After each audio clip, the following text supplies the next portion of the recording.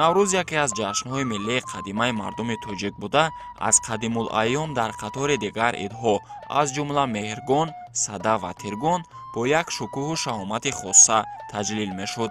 аз замонҳои қадим наврӯз бо бозиҳои суннатӣ зебо мешуд. куштини миллӣ, бузкашӣ, пойгаи аспдавонӣ, чиликдангал ва бандкашӣ, ҳамаи ин на танҳо шуғли дилхушӣ, балки як мактаби мардонагӣ, ирода ва маҳорати ҷисмонӣ буданд. имрӯз мо ба ду бозие ки таърихи қадима дорад, бандкашӣ ва чиликдангал ё ба ислоҳи дигар чиликбозӣ рӯ меорем. ин бозиҳо на танҳо рақобат, балки ифодаи ваҳдат, қувват ва эҳтироми байни ҳамдигарӣ низ ба ҳисоб мераванд. онҳо рамзи ҷасурӣ ва ҳамбастагии мардуманд. бандкашӣ ки бештар дар ҷашнҳо, маъракаҳо ва идҳо баргузор мешавад, на танҳо як рақобат, балки рамзи муттаҳидӣ ва иродаи даста низ маҳсуб мешавад. баргузории он миёни ҷавонон ва калонсолон як нав санҷиши ҷисмонӣ ва рӯҳӣ низ ба ҳисоб меравад.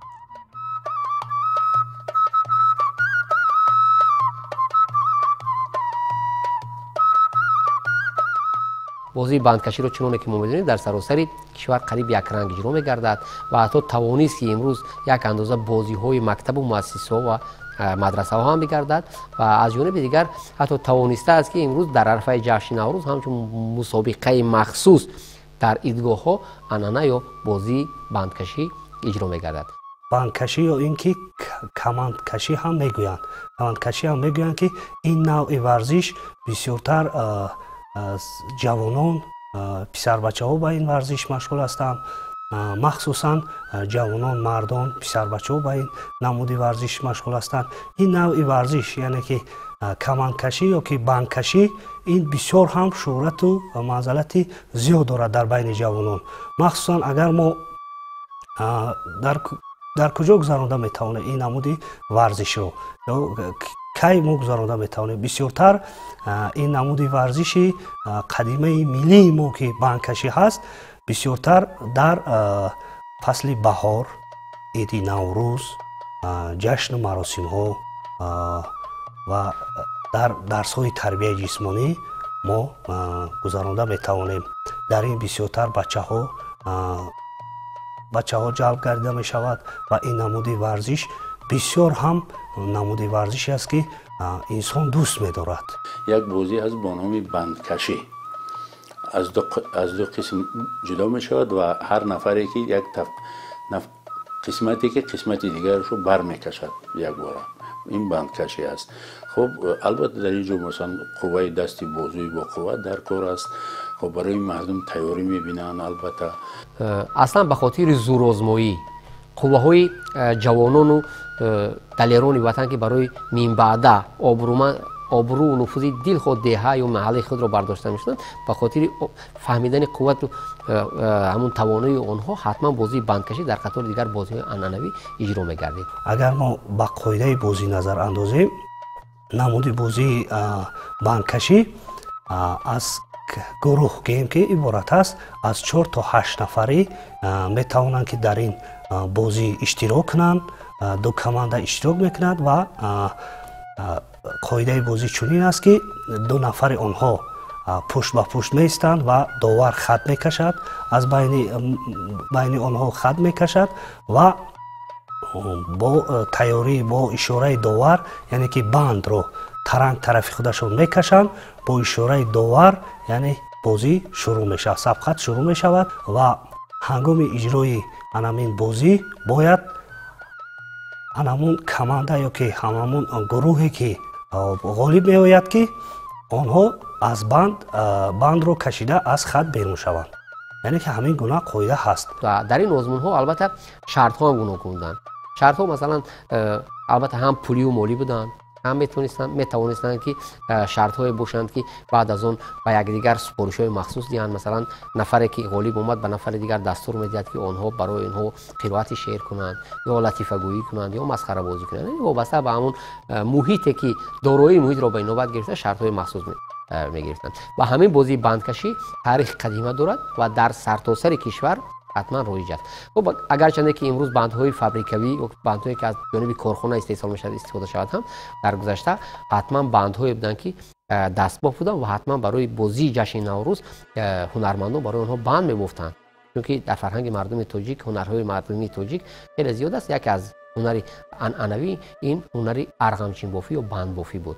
یعنی به هنرمندان دستور میدادند که بندهای پرقوت و مخصوصی آماده کنند که از یک جانب باید که دستهای همون پهلوان‌ها یارادار نشود، آسیب نبیند و از جانب دیگر باید که از جانب هنرمندان همه جنبه ها به نوبت گرفته میشد. یعنی از یک جانب باید که بند غفصی بد نباشد، سختی بد نباشد که به دست پهلوان ها آسیب نرساند، دستای آنها رو یاره و خونشور نکند و از جانب دیگر باید که چنان مستحکم باشد که هنگام یک قوه بزرگ آن رو تکان دادن و کشیدن بند کنده نشود. خوب میشد که در نمود بندکشی ما نفری که قوه زیادتر دارد، جسم و نیروی زیادتر دارد از آخر مانیم. از آخر مانیم و بند رو همون جایی که گیره هست خوب قپد و هنگامی که سبقت شروع می شود با اشاره داور شروع می شود.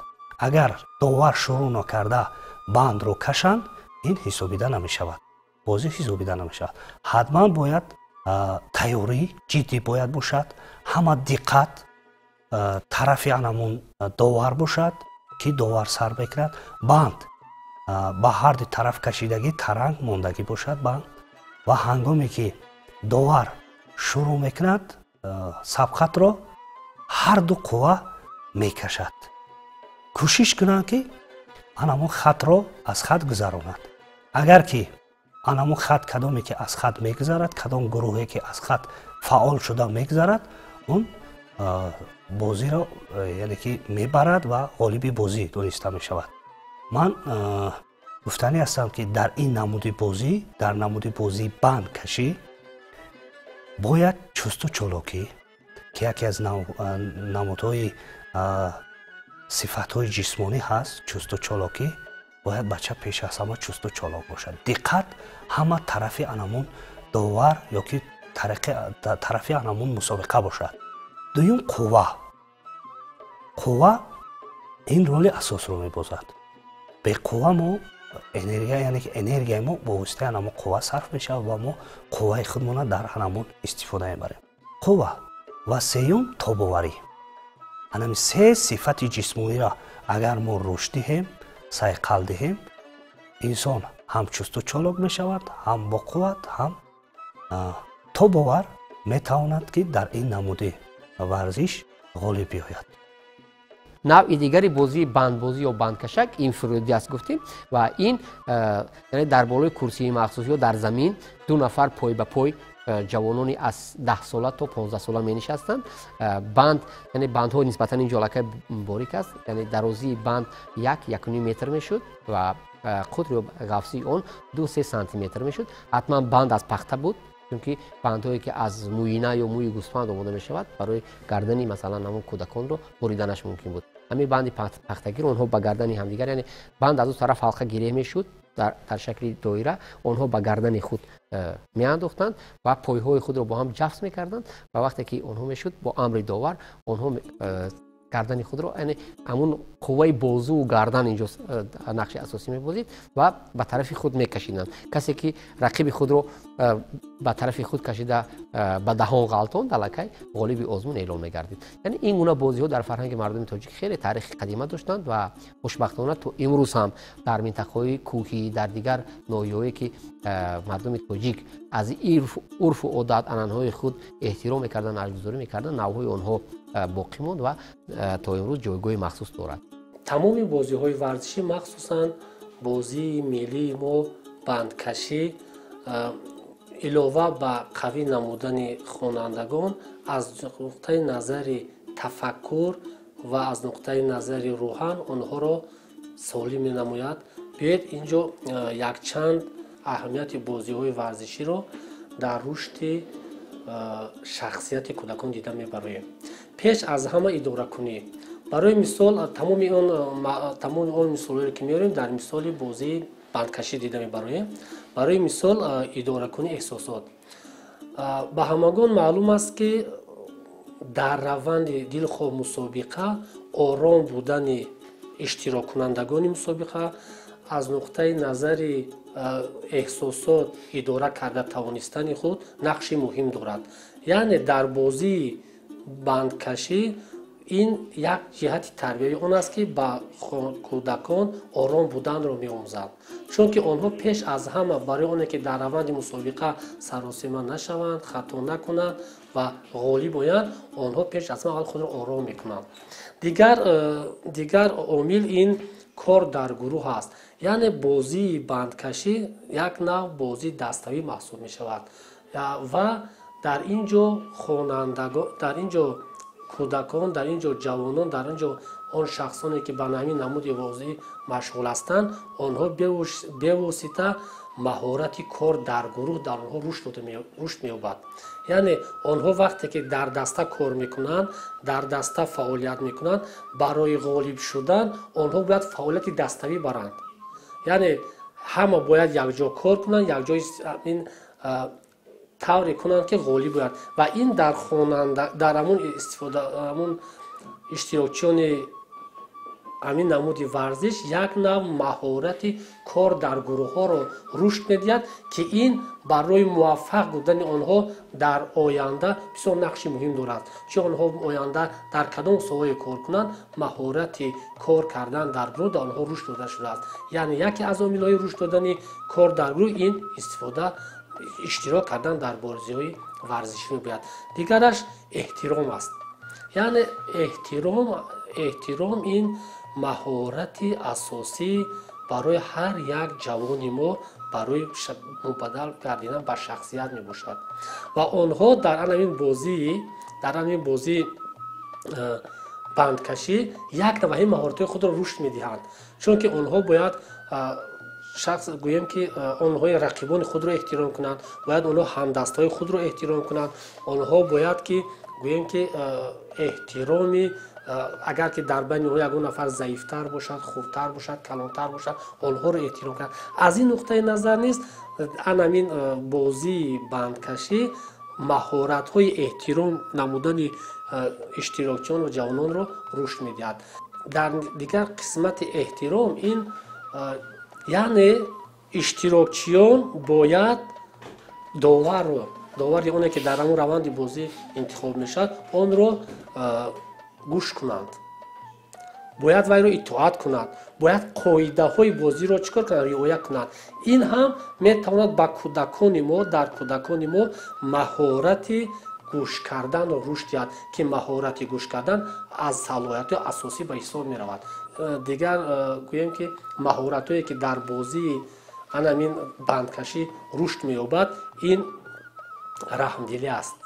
یعنی وقتی که بازی دستوی است آنها کوشش میکنند به همدیگر رحمدل باشند، همدیگر رو احتیاط کنند، کاری کنند که به همدیگر آسیب نرسد. از این نقطه نظر نیست بازی ملی بندکشی ما کودکان رو به رحمدلی چیکار میکند، بگوییم که راهنمایی میکند. بازی بندکشی همزمان مهارت های قبول قراری کودکان را رشد میدهد. یعنی چه خیلی وقتی مبارزه اگر ما این بازی های بندکشی را مشاهده کرده باشیم یا وقتی که در آن اشتراک کردیم ما میبینیم که وابسته به اونه که طرف مقابل ما چی استراتژی رو انتخاب کرده است، کدام اصول رو انتخاب کرده است، چی گونه مبارزه بوده است، وابسته به همون با مقابل ما باید ما یک استراتژی رو انتخاب کنیم، باید یک اصول انتخاب کنیم، چون که هدف غالب آمدن است. و این چی رو رشد میدهد در کودکان؟ قبول درست قرار رو در حالت ضروری. یعنی وای باید در همون حالت یک راه سری وقتی و درست رو انتخاب کند که در همون بازی چی غلبه کند. از این نقطه نظر نیست بازی بندکشی در رشد گوییم که شخصیت کودکان نقش مهم دارد.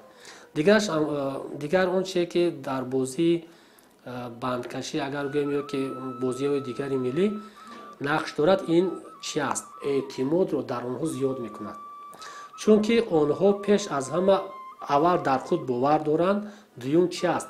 دوم ویها باید دانسته گیرند که اگر هر چند مغلوب باشند از این یگان چی می‌آموزند. برای مثلا بازی باز مثال گیریم، ما گفتیم که مثال در اساس بازی بندکشی میگیم و بگذار در اون بازی بندکشی همین گروه همین دسته مغلوب شد با قول گویم، هرچند که میتونیم بگیم که دسته دیگر غالب بود.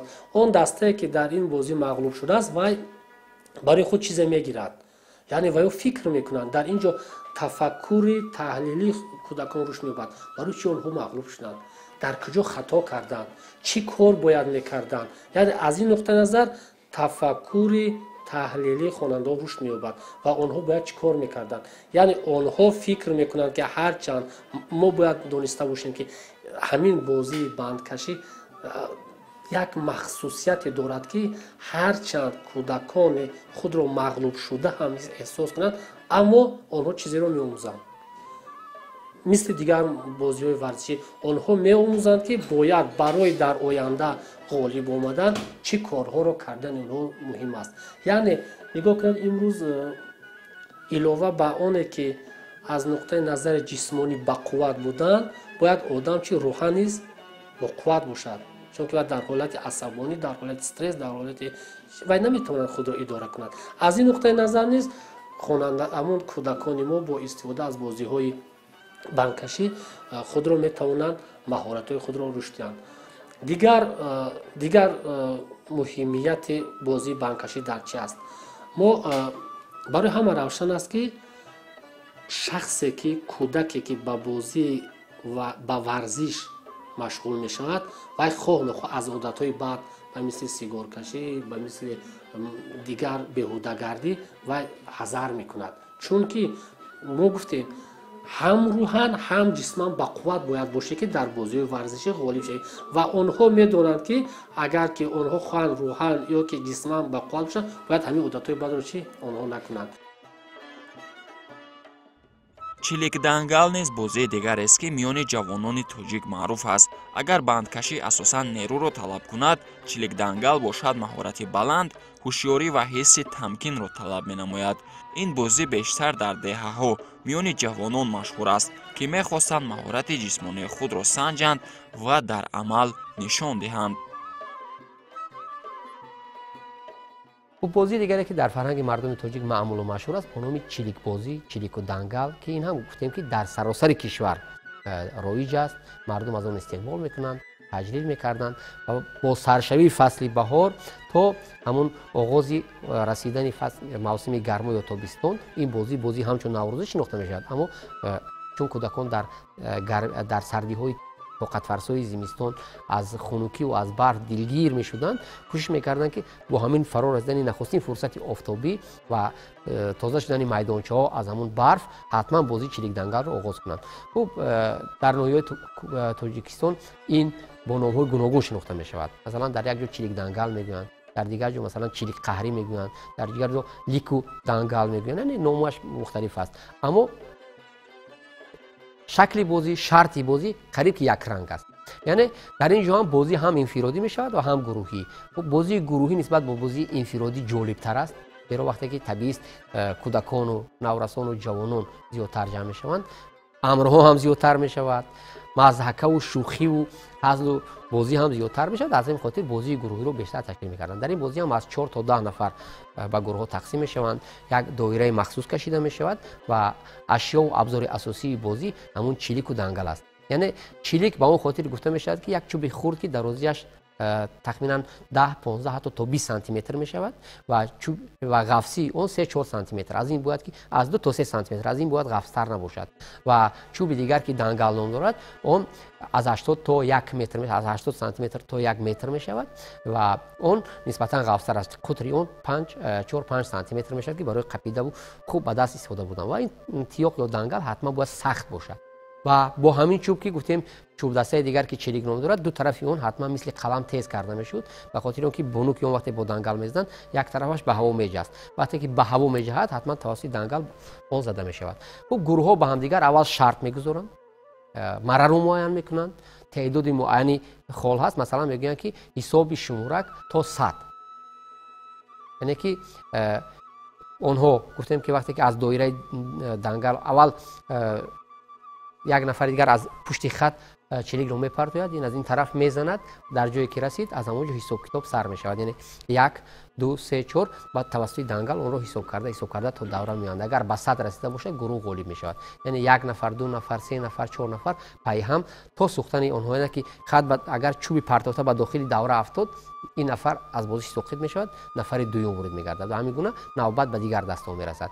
و شرطی بازی هم بسیار جالب است، یعنی که در اینجا هم گروه ها بسیار وقتی در عرفه جشن نوروز در کوهستان دایر میگردید 2 3 4 گروه یک جای سبقت میکردن، اونجا هم فینال و نیم فینال و یعنی هشت فینال حتی دستاز خیلی زیاد به این بازی هوس داشتن، شوق داشتن. خب بعدی مثلا به انجام رسیدن همون مره و مغلوب گردن یکی از دسته ها، دسته غالب با اونها امر میداد و از همون جایی که مثلا وقتی که مره بود شد و الکی حسابی اونها برابر نشد، از همون جا با در پشت گوشش چلیک رو در پشت گوشش میگذاشت، گفتن که 2 3 سانتی متر قطر داشت، یک پایش رو با آسمان برداشته زو گویان و سوی مره یا دوره می آید. خب البته ببینید که اینجا هم شک عجیب است، برای چی محض با یک پای، برای چی محض در پس گوش و برای چی زو گفتن، یعنی در حالت غلط کردن از نو تکرار میکند و امر یو زیادتر می شود، جرم یو زیادتر می شود. در اینجا مثلا از یک جانب رقابت چست و چالاکی پایهای جوان آبتاب می باید، از جانب دیگر در پشت گوش گرفتن یک چوب و هنگام جست و خیز با یک پای مشکل است که اون رو اداره کردن، یعنی توازن رو نگاه داشتن، ذهنیتی کودک یا جوان رو بالا برداشتن شرط اساسی آزمود. و زو گفتن هم مثلا با یک نفر زو گویان اومدن، مثلا طبیعی است که برای 10 متر 15 متر یا 20 متر از زیادتر باشد اگر با یک نفس اومدن خیلی دشوار است. یعنی همه جهت در بازی‌هایی که در فرهنگ مردم تاجیک جای دارند، آب و تاب جسم، بدن، ذهن همه چیز در جای اول میاد، چی در بازی بندکشی، چی در بازی چلیک دنگل و چی در دیگر بازی‌های عنعنوی مردم تاجیک. و می‌سازد که احیای همین جشن‌هایی که امروزها خیلی زیاد گردیده است در عرفه جشن نوروز، طبیعی است نسبت به اون بازی‌هایی که نسبت به یعنی احیا کردن چنین بازی‌ها امری واقعی است نسبت به اون بازی که مثلا توسط کامپیوتر یا توسط تلفن‌های موبیلی ذهن کودک رو خراب می‌کند. یعنی آب و تاب یافتن جسم و روان کودک فکر می‌کنم در جای اول می‌ایستد و باید که همین بازی‌ها پیوسته توسط صدا و سیما، توسط شبکه‌های هم اجتماعی هم شبکه‌های تلویزیونی باید که همه روزه تبلیغ و تشویق شوند، زیرا نسل امروز به آنها دوباره توجه کنند. نقشه دورنمای ما چی است؟ اوید با توسط بازی‌های ملی ورزشی تربیت کردن نسل جوانان امروزه، نسل نورسان. گفتن میخواهم که باید ما امروز بازی‌های دیداکتیکی، این چنین بازی‌هایی هستند که به مثل بازی‌های همین ملی تاجیکی، بازی‌های دیداکتیکی که در مثلا توسط حرکت کودک در همون داخل صنفخانه یا که حرکت کودک در همون جای ایست، بازی دیداکتیکی هستند که این شعور و ذهن کودک رو خیلی بلند میبردارن و کودک رو برای آموختن دانش‌های امروزی که در نزد ما ایستاده است، دانش‌های معاصر آماده میسازند. امروزه نورسانی که ما به وایه میرسانیم باید همین پرطاقتی داشته باشند، مهنت دوستی باشد، باید حفظ شرف وطن رو آموزند، باید با آنها آموزانیم. امروز همین رو به دوش اول پدر و مادر میگذارند، برای اون که از خردسالی البته وی به باغچه میرود و از باغچه هم اونقدر هیچ کس در تنهایی همراه کودک کار نمیکند. البته این به تمام سراسر جمهوری عیان است که همراه فرزند در تنهایی فقط پدر و مادر کار میکند. تنها پدر و مادر میتواند نخست شعور و ذهن کودک رو بیدار سازد توسط بازی‌های ملی تاجیکی. در همه دور زمان ها با تربیت بدن، تربیت جسمانی، ورزش اهمیت مخصوص می‌دادند و این است که ببینید در تمام صحبت ها و خورها پیام های خویش پیشوای معظم ملت محض به همین سمت تاکید میکنند، یعنی تربیت نسل نو است.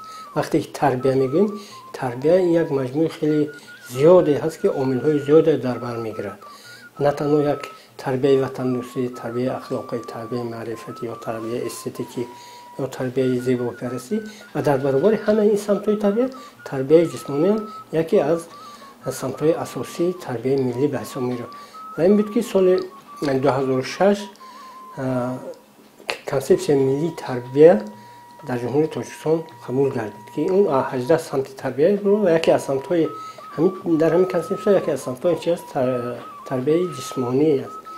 ва дар онҷо нишон дода шуда ки тарбияи ҷисмонӣ ба хотири рушди варзиш дар ҷумҳурии Тоҷикистон ва тарбия намудани насли ҷасур, пурқувват ва босубот ба хусус наврасону ҷавонон. вақти он ҳам расидааст ки дар баробари бозиҳои гуногуне ки имрӯз маъруф ҳастанд, мо бояд ки анамин дар байни насли наврас, ҷавонону нобулугон бояд анин намудҳои гуногуни бозиҳои миллиро аз худи бибинем. аз худи агар ҳамон китоби шоҳномаро бихонем, бисёр намудҳои ҳамин бозиҳои миллӣ дар ҳамонҷо нишон дода. бояд ҳаминҳо мо чӣ кунем асари нав бале эҳё кунем, то ки ҳамин намудҳои бозиҳои миллӣ аз байн наравад ва ҷавонон машғул шуда тавонанд. барои ҳифз ва рушди намудҳои варзишии қадимаи тоҷикон, бандкашӣ ва чиликдангал бояд онҳоро ба барномаҳои мактабӣ ворид карда, мусобиқаҳои расмӣ ташкил намуд ва дар шабакаҳои иҷтимоӣ онҳоро таблиғ кард.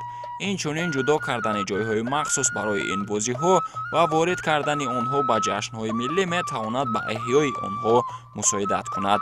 агар ин варзишҳо расман сабт ва таблиғ шаванд, наслҳои оянда онҳоро ҳамчун қисми муҳими фарҳанги тоҷикӣ ҳифз хоҳанд кард.